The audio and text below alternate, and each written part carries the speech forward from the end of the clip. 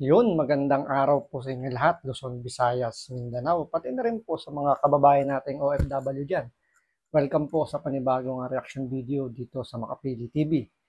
Ngayon, ito yung pagkikwentuhan po natin ngayon. Kasi itong PNP, si Secretary Abalos, pinaninindigan nila na nahuli daw po si Pastor Kibuloy dun sa loob ng KOJC.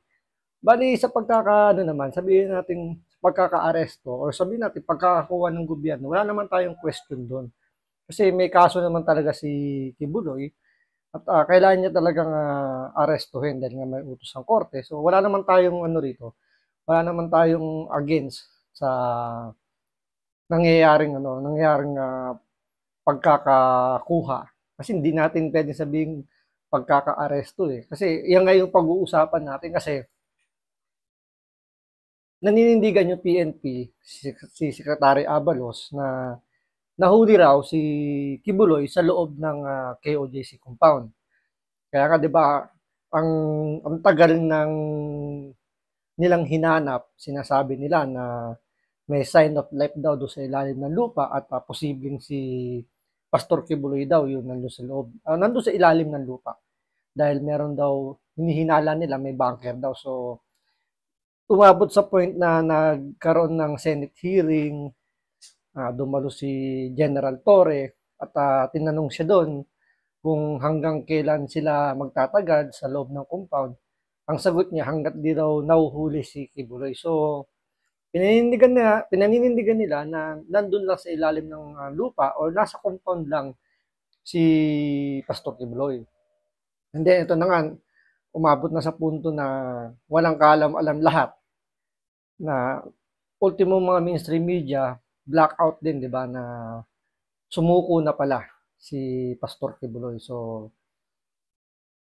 ang ending, parang nagki-credit grabbing na si Secretary Abalos kasi nga sinasabi niya na nahuli sa loob ng compound si Kibuloy doon sa isa sa mga building daw na kinordonan nila kasi pinressure na nagbigay na ng taning daw yung 24 hours yung PNP para sumuko na kasi papasukin na nila yung gusali daw yung building na yun kung nasaan nandun daw si Kibuloy. So, yun na nangyari nung pinanindigan nila. Kaya yun ang pag-uusapan natin ngayon. Kaya kung hindi ka pa nakasubscribe sa Makapili TV, baka pwedeng pakipindot po muna yung subscribe button. At the same time, palike na rin po ng video. Wala naman pong bayad dyan. Kaya pindot na. So ito, panoorin po natin itong balitang to. Kasi ito na yung magbibigay ng linaw na nagpapasinungaling doon sa sinasabi ni Abalos at ng PNP na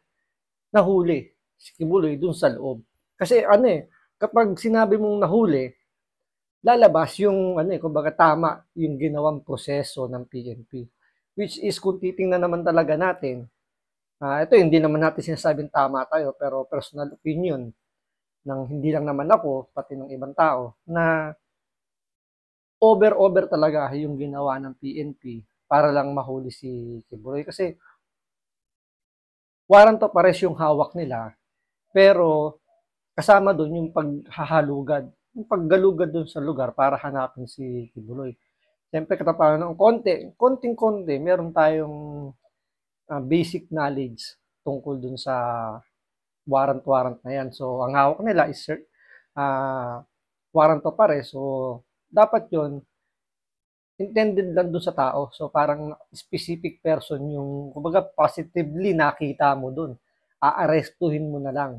Kaya nga may warrant, di ba? Halimbawa, naglalakad yung pulis, may nakitang, hindi, ito pinaka-example na lang. May kukuha ng PNP clearance, di ba? Para sa pag-apply ng trabaho, di ba? So, lumabas dun sa record niya na meron siyang outstanding warrant of arrest. Warrant of arrest. So, on the spot, pwede na siyang arrestuhin kasi nga nakita na siya. So, yun po yung warrant of arrest. Ngayon, yung search warrant naman, although pinagtatalunan din nila kasi sabi nila, yung search warrant, paghahanap ng mga object na pwedeng maging ebidensya para dun sa taong inaakusahan, which is totoo naman. Pero kasi, usaping legal, hindi natin kayang ipaliwanag dahil medyo talagang pagtatalunan. So sa search warrant lang, yung ginawa kasi ng PNP do sa KOJC compound, hinahanap nila si Kibuloy. So hindi nila sure sigurado daw sila nandun si Kibuloy. Ngayon sa nangyaring sumuko si Kibuloy at sinasabing wala siya doon sa loob ng KOJC compound. So magkakaroon ng technicality na mali yung ginawa ng PNP sa pagsisearch kasi wala doon si Kibuloy. Dahil si Kibuloy yung nahanap nila, hindi naman daw yung object. So, tao, ang search warrant, object, or bagay, kung ano yung pwede maging ebidensya, yun yung saklaw ng search warrant. Pero dahil si Kibuloy yung hinahanap, hindi daw yun applicable doon sa search warrant at pasok daw yun sa warrant of arrest. Kaya medyo usaping legal. Kaya may importante dito yung pagkaka-aresto or sumuko si Kibuloy. Kaya medyo magandang pag-usapan. Tulad dito, may lumabas na magpapatotoo. Hindi tulad kasi ng PNP tsaka ni Abalos, statement lang nila na nahuli si Kibuloy sa loob ng KOJC compound pero wala silang maipakitang ebidensya na doon nila nahuli si Kibuloy. Tulad na lang ng picture. Kasi imposibleng walang mag-picture dyan ng mga vloggers, mga media, di ba? Video, pinakaano pa nga yung pinakamabigat na ebidensya dahil hindi mo mahirap dayain yun. So, bakit walang video na inaresto nila si Pastor Kibuloy sa loob ng KOJC compound? At niwala man lang opisyal ng PNP na kasama na pinasok si Kibuloy doon sa loob ng KOJC compound. Pero may lumabas na picture na magkasama si Atty. Torion at si Kibuloy. So, yun nagpapatunay na wala talaga si Atty. Torion sa loob ng KOJC compound. Sinundo niya si Pastor Kibuloy. So, basag na yung sinasabi ng PNP na nakuha nila si Kibuloy sa loob ng compound. So, kumbaga, pwedeng tumaob na yung sinasabi ng PNP na applicable yung kanilang warrant of arrest kasi nandun si Kibuloy sa loob ng KOJC compound. Diba? So, parang may invalid na yung reason nila ngayon. Dahil wala si Kibuloy doon. So, kumbaga, yung arrest warrant nila, ano bang tawag dito? Parang hindi na siya applicable. So, mukhang may additional na kaso nga harapin dito yung PNP. So, balik tayo dito. Ito yung nag-witness ito yung magpapatotoo na si Kibuloy ay sumuko at hindi na-aresto ng PNP. So, alam nga naman magsinungaling itong taon to. Siyempre, may posisyon sa gobyerno, elected official. So, siya yung isa sa mga naging tulay kung paano nangyari yung pagsuko ni Kibuloy. So, panoorin po natin itong balitang to. Bali, galing to sa One Mindanao. So, ito, pwede natin sabihin na neutral na media. Kasi, kumbaga, ang sakop lang nito is pang Mindanao lang, hindi siya yung nationwide. So, kumbaga, hindi niya kayang impluwensyahan yung buong Pilipinas. Unlike kasi ng mga mainstream media like yung TV5, GMA, SMNI, siguro ABS-CBN, sama na natin. So, nationwide yon. So, kumbaga mas malawak yung coverage nila. Ito, One Mindanao. So, on Mindanao lang yung pinaka yung coverage lang nila. So, panoorin po natin itong balitang to. Usa si Davao del Norte Governor Edwin Hubahib sa nahimong tulay sa pagsurrender.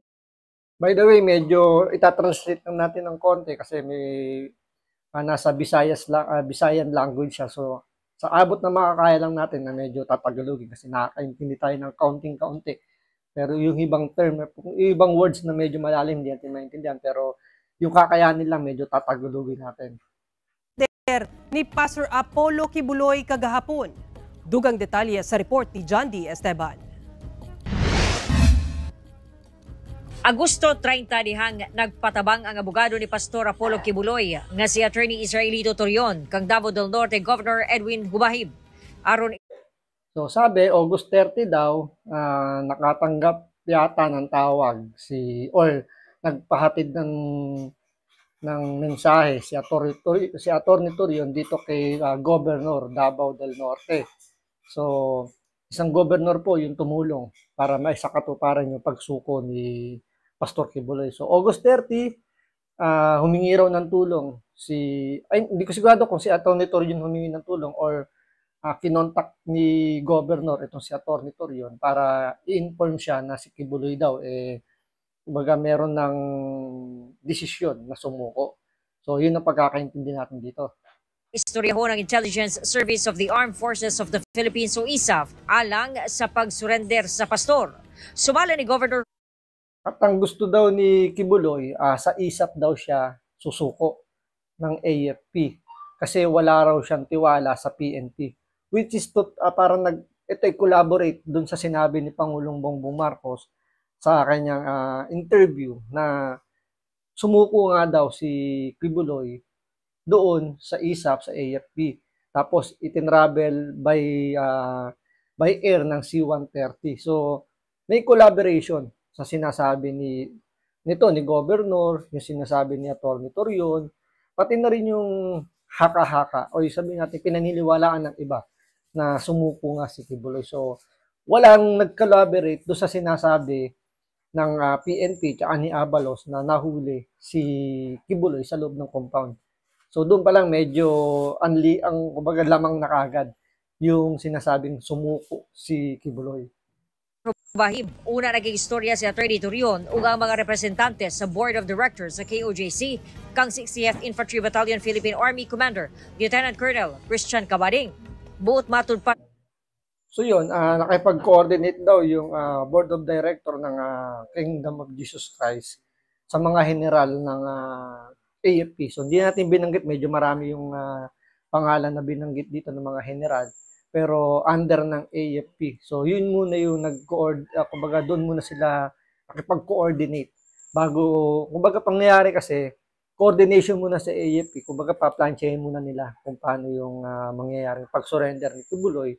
And then, yung AFP, makikipag-coordinate na sa PNP kasi yung AFP, wala silang kapangyarihang umaresto.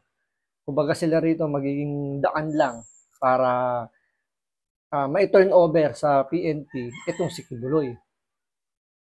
Sa pastor, nga sa ISAF mo surrender, aron masiguro ang iyang kaluwasan. Maayo na matud pa ang negosasyon, sukad Biyernes ug niadtong Sabado, nakahukom si pastor nga mutahan na kuyog ang laing upat pa nga akusado. Personal So, Friday and Saturday bago sumurrender. So, kailan ba sumurrender si Kibuloy? Monday. Diba? September 9, sumurrender si Kibuloy. So, Friday, Saturday, or September 6 or 7 yata yun, kung di tayo nagkakamali, naplansya na yung pag-surrender ni Kibuloy sa ISAF. So, baka na-finalize na nila. So, yung coordination na lang ng AFP to PNP na lang. So, doon, sa mga araw na yun, so, umiikot na yung negosasyon. Siguro, start ng August 30, umiikot na yung plano ni Kibuloy sa ISAF. Pero hindi pa siguro yung totaling nakikipag-coordinate siya. Kumbaga parang may plano na siya. Nasa ISAF sa susurrender, then yun nga, 6 or 7 ng September yun. Basta onwards na yun, medyo siguro meron ng nangyayaring pag-uusap. Pero itong si General Torre, tsaka si Chief PNP Marbel, walang alam. So hindi sila kasama dun sa kwentuhan kung paano or kung meron bang, parang wala silang ka-idea na si Kibuloy isusuko na pala. So clueless sila. Kumbaga nakapokus lang sila doon sa paghuhukay, paghahanap kay Kibuloy. So, parang nangyari rito, ang nag-uusap lang is mga high-ranking official ng PNP. Hindi natin kung PNP kasi nga hindi nga kasama si Marbel si Chief PNP, wala ring alam Wala ring alam si Torre. So, sa ibang PNP general pa, nakipag-coordinate itong AFP. So, etchapwera talaga yung dalawa. So wala silang kaalam-alam, kahit si Abalos wala ring alam. So ibig sabihin, talaga hindi nila idinaan dun sa tatlong itlog. So clueless na clueless sila. Kaya nga kung ano nila yung nilalabas nilang interview, na nahuli nga raw si Kibuloy. So, yun na nga, generals ng AFP, tsaka generals ng PNP yung nag-usap. Labas si Marbel, tsaka si Torre. Pa ang negosasyon sa balay mismo sa gobernador sa Davao City. Sana nag-facilitate po tayo na mag-uusap po. Ito na yung interview o yung statement ni Governor Edwin Humahib. So, siya yung isa sa naging daan. Isa siya sa magiging witness na sumuko talaga si Kibuloy at hindi na-aresto ng PNP. Kasi alangan naman ang magsinungaling itong si Governor Edwin kesa dun sa PNP. So, sino ba yung mas may... Kasi marami na rin lumalabas na kwento na talagang puro kasinungalingan daw yung sinasabi ng PNP. Kasi nahuli naman talaga si si General Torre, tulad nung sinabi niyang hindi naman daw naguhukay yung PNP. Pero later on, umamin din na naguhukay sila kasi nabisto yung bagong tabon lang na hukay nila. Na kung isipin mo, di ba, discarding engot. Kasi kahit naman tabunan nila yun, semento nila ulo yun, halatang halata naman yun. Tapos tinambakan pa nila ng kung ano ng mga basura. Halatang halata, nasa gitna yung mga basura. So, doon pa lang, medyo yung credibility sa pagbibigay ng tamang impormasyon tulad nitong ni Governor Edwin Humahib. So, mas nasa kanya yung lining na mas nagsasabi ng totoo kasi siya mismo yung naging daan para sumuko si Kibuloy. So, panoorin po natin itong statement or interview niya kung paano nakisakatuparan yung pagkaka-surrender ni Pastor Kibuloy. At alam po natin na yun ay tungkol sa kalagayan ni Pastor Kibuloy na gusto na siyang sumuko pero ang tiwala niya ay doon sa Philippine Army sa ISAP. So doon nag-umpisa na ako yung nag-bridge para naman mag-abot itong dalawang grupo. Gisiguro daw sa Board of Directors ang kaluwasan sa pastor una misagpot sa hingpit kapagtahan. Ang napag-usapan na maghintay ang ISAP sa final decision ng Board of Directors at ni Attorney Torion na sila. So yun, kumbaga, nung na-inform na raw yung ISAP, naka-ready na sila kung ano yung magiging final decision ng KOJC Board of Directors tsaka ni Kibuloy kung itutuloy ba yung pag-surrender ni Kibuloy sa ISAP. Kasi siyempre kukontakin pa nila yung contact nilang PNP General. So parang talagang hindi si Chief PNP Marbel yung naging, kumbaga hindi yung naging main person na kakausapin sa PNP kasi nga walang tiwala si Kibuloy. So siguro ni-request niya na ibang PNP official yung mag-handle sa pag-turnover sa kanya sa PNP. Mismo ang magdala kay Pastor Kibuloy doon sa area kung saan ang final na pinag-usapan na doon sunduin si Pastor Kibuloy. Wala daw kay balo si Humahib ug wala pa ginasulti sa otoridad kung asa gisundo si pastor o kung asa kinigikan. So, siya mismo sinasabi niya hindi niya alam kung saan susunduin si Kibuloy. So, doon pa lang may maano natin na wala talaga si Kibuloy doon sa KOJC compound kasi kung doon kinuha si Kibuloy sa loob ng KOJC compound, makikita lahat ng media yan. Makikita lahat ng vlogger na nandoon sa area na bakit may pumuntang mga sundalo. Siyempre, ito mga kapulisan doon. Isipin nyo more than 2,000 police yung naka-standby doon sa KOJC compound. Lahat yan maaalerto kapag may dumating na isang batalyong sundalo ron. So, magkakaroon ng tensyon. So, pag nagkaroon ng tensyon, makikita na agad ng media. So, 'Di ba? Iingay kaagad 'yun. So, bakit walang nangyaring gano'n kung sinasabi nila Abalos, nila General Torre na naaresto si Kibuloy sa loob ng KOJC compound. Pero base sa kwento ni Governor Humahib, eh sinundo si Pastor Kibuloy ng ISAP. Ba? Doon pala makikita mo na malayo doon sa kwento na sinasabi ni Abalos at ng PNP. Mas malapit doon sa kwento na sinasabi ni Pangulong Bongbong Marcos na may tumawag sa kanya na opisyal ng ISAP na yung susurrender na raw si Kibuloy at ang request i-travel siya by air gamit ang C-130. So hindi naman sinabi doon kung anong sasakyan pero ang ginamit ng AFP is yung C-130. So yung C-130 pagmamay-ari yun ng AFP at hindi PNP. Ang PNP may sarili silang eroplano. Isipin nyo hindi ginamit yun. At the same time, si Abalos nung kinuha nila, nung sinundo nila si Alex Guo, gumamit sila ng private plane. So, Indonesia pa yun. Eto, Pilipinas lang, Davao lang. So, bakit hindi sila gumamit ng private plane para sunduin si Kibuloy kung sila yung nakahuli? Diba? Doon pala makikita na natin na talagang mukhang talagang hindi nagsasabi ng totoo o mali yung pinaninindigan nila na nahuli si Kibuloy. Doon na sa kamay ng mga ISAP ng Philippine Army ay yun na rin ang time na tawagan si General Silo at si RD at lahat na PNP commanders assigned in Davao Region. Yun ang napag-usapan. So, yun, tinawag daw lahat may mga tinawag ng mga PNP generals, commander doon sa Davao para doon i-turn over o parang yun yata yung kausap ng ISAP. So, hindi nabanggit doon yung pangalan ni General Torre, yung pangalan ni PNP Chief Marbel. So, ibig sabihin, talagang walang alam yung dalawa. Kahit si Abalos, hindi sila kasali sa kwentuhan.